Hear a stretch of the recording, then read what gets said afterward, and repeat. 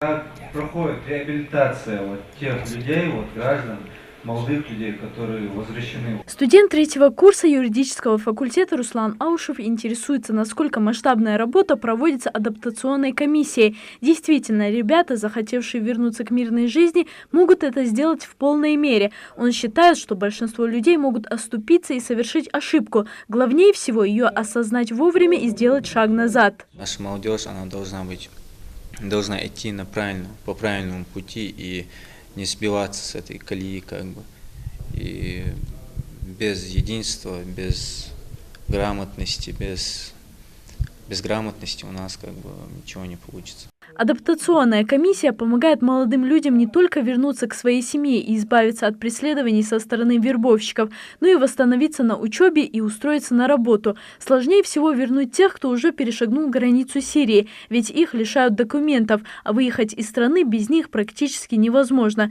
Тем не менее, на практике комиссии есть много случаев, когда после адаптации молодые люди находили себя в различных сферах. Один из них, соответственно, изъявил желание продолжить свою ту раннюю деятельность, которой он занимался, это спорт.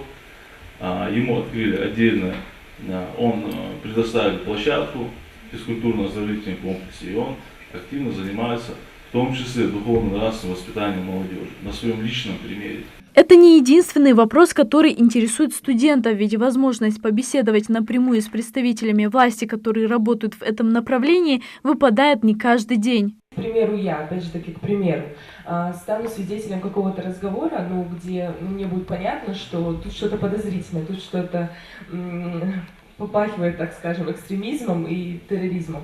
Вот если я пойму, что что-то не так, вот именно в этой сфере, то, о чем мы сейчас с вами говорим, в какую инстанцию мне нужно обращаться в первую очередь? Самое главное, что вы в первую очередь, что вы должны сделать, сразу развернуться и уйти от этих разговоров. То, что будет лучше для вас.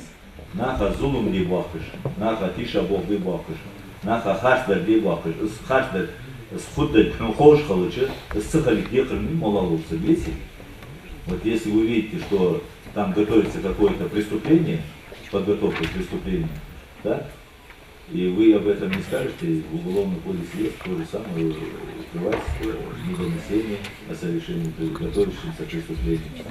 Гости стараются предостеречь студентов от домыслов и слухов без знания ситуации. Обманывая самих себя, они могут стать легкой жертвой вербовки. Жить, развиваться и не вредить другим – главные заповеди, которые приводят выступающие. И это относится не только к парням, но и девушкам. Эффективная борьба с терроризмом и экстремизмом должна у нас вестись нами самими. То есть мы должны воспринимать любое проявление террористического акта, и в частности то, что произошло вот там, на перекрестке в отношении сотрудников МВД, это не что иное, как посягательство на все общество, на всю нашу государственность. Подобные встречи с молодежью проходят все чаще, особенно они актуальны после нападения на сотрудников правоохранительных органов в Яндере. Целью таких дискуссий всегда было и остается сохранение с трудом достигнутого мира в республике. Наши предки выстояли трагедии не раз, а теперь испытанием нашего поколения можно считать экстремизм и террор, против которого и должен сплотиться весь народ вместе плечом к плечу, как и завещали старшие.